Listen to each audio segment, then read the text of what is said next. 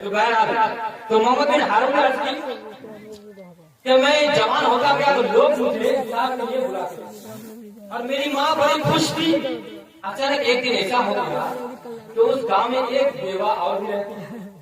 तो उसी गुंडा ने उस बेवा के घर में आके लोगे तो वो बेवा चीखती की चिल्लाती घर से तो उस गुंडा को गुस्सा आ गया।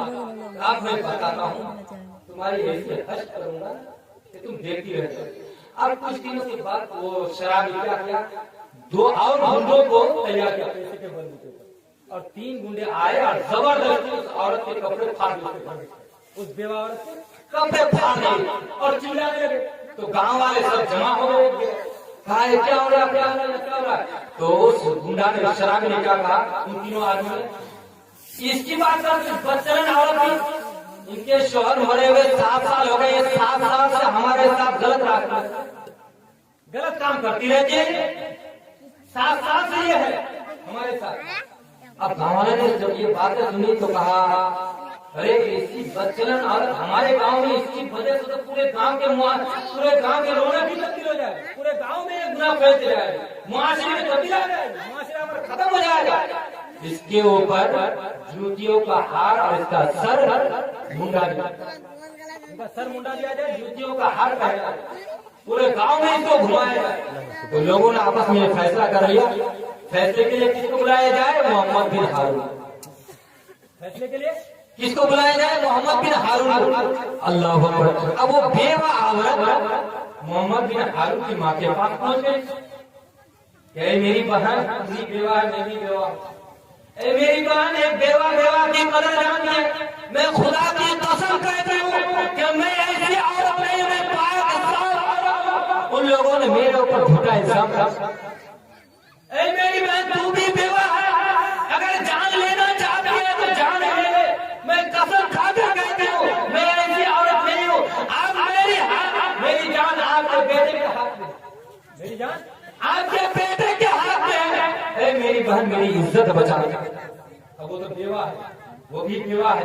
मोहम्मद बिन हारून की माँ अर्ज करती है मेरी बहन एक बेवा की कदर को अच्छी तरह से जानती है। जा फैसला पूरी दुनिया एक तरह हो जाए, मेरा बेटा तेरे ही हक है, फैसला तेरे ही हक है, फैसला सुनाएगा। अब वो बेवा औरत चली गई।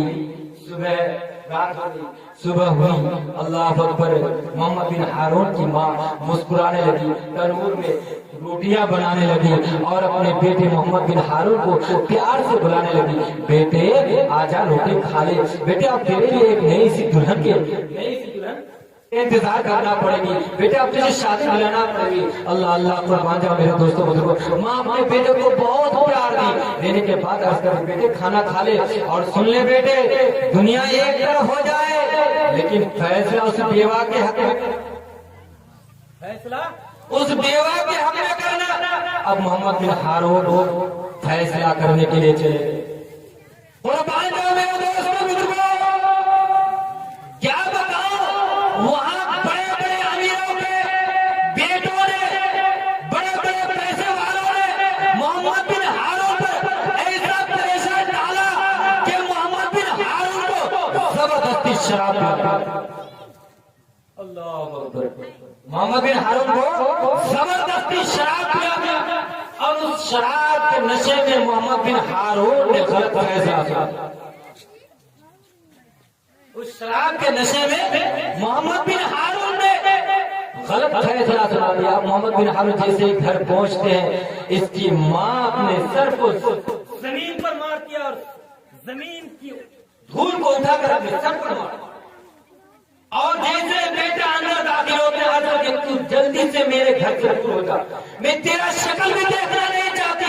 अगर मुझे मालूम पड़ती तो पहले ही मैं उसी दिन में तेरा गला घोट कर मार देती। क्या तुझे ये बात भी याद नहीं कि तेरी खातिर मैंने कहाँ नहीं बसर की है, तेरी खातिर मैंने कितनी बारिश का सामना की है। अल्लाह अल्लाह मार करती है, ऐ मेरे बेटे जल्दी से तू मेरे घर से बाहर हो जा। मोहम्मद बिन हारून अर्ज करते हैं मेरी माँ तो एक दूसरी औरत के चक्कर में अपने बेटे को घर से निकाला, कैसी बात है ये। मेरी माँ ऐसी बातें ना कर, माँ और जला में आ जाती है।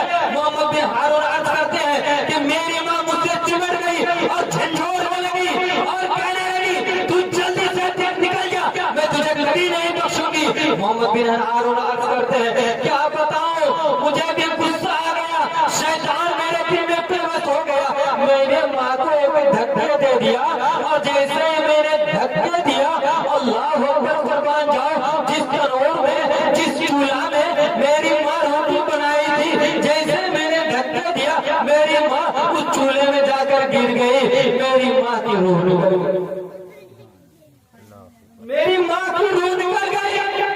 मोहम्मद बिन हारून मालिक बिन दीनार के सामने ये सारा वाकया अर्ज करते हैं कि मालिक बिन दीनार, जिसकी वजह से मेरी कोई इबादत रब की बारगाह में काबिल कबूल नहीं है। फिर मोहम्मद बिन हारून अर्ज करते हैं, ऐ मालिक बिन दीनार, देख ले मेरा एक हाथ सूख चुका है। वो अपना एक हाथ गर्दन में लटकाए हुए थे, ऊपर से चादर ढका हुआ था। मोहम्मद बिन हारून चादर को हटाते हैं और मालिक बिन दीनार के सामने अर्ज करते हैं, ऐ मालिक बिन दीनार, देख जिस हाथ से मैंने अपनी माँ को धक्का दिया था, वो हाथ मेरा सूख चुका है।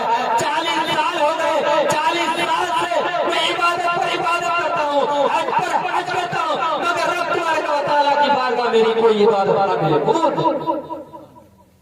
पता चला माँ की इतनी बड़ी दौलत है। अब हजरत मालिक बिन दीनार गए, माँ को सुनाया, माँ ने रात भर दुआ की, हजरत मालिक बिन दीनार ने भी दुआ की, सरकार रात को ख्वाब, सरकारी दो आलम सल्लल्लाहु तआला अलैहि वसल्लम हजरत मालिक बिन दीनार और मोहम्मद बिन हारून के ख्वाब में आ गए, और मोहम्मद बिन हारून से अर्ज करते हैं, ऐ मोहम्मद बिन हारून, तेरे पास एक अल्लाह का मुकर्रम बंदा आया था। कहाँ आया था? आज उसने और उसकी माँ ने तेरे हक में दुआ की, इसलिए अल्लाह तबारक व तआला ने तेरी तौबा को कबूल कर लिया और तेरी इबादत को तबारक व तआला ने कबूल कर लिया। देखा मेरे दोस्तों बुजुर्गों, अगर माँ बाप को नाराज रखोगे तो कोई इबादत आपकी काबिल कबूल नहीं होगी।